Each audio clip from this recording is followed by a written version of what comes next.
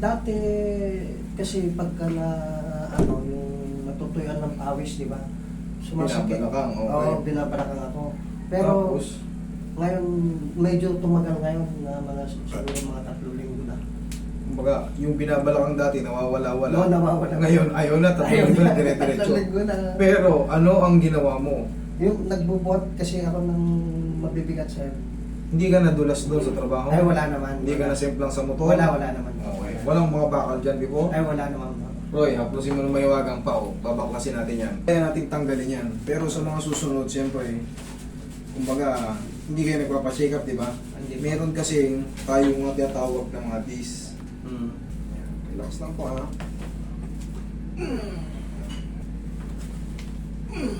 Yan. Relax na. Yan. Labit. Relax. Ow. One more.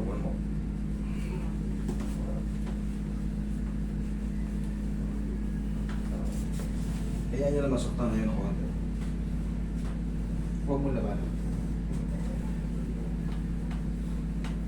Relax na. Huwag matakot. Tapa kayo tayo. Walang kumikirot. Wala naman. Okay.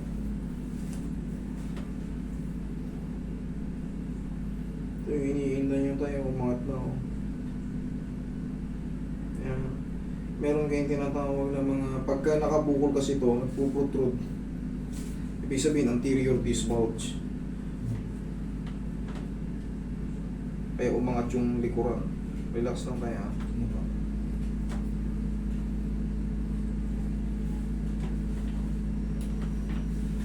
Relax lang.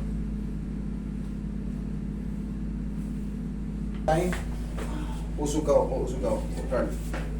Tay, pagising sa umaga, tignan mo kung kaya mo to ha. Tama?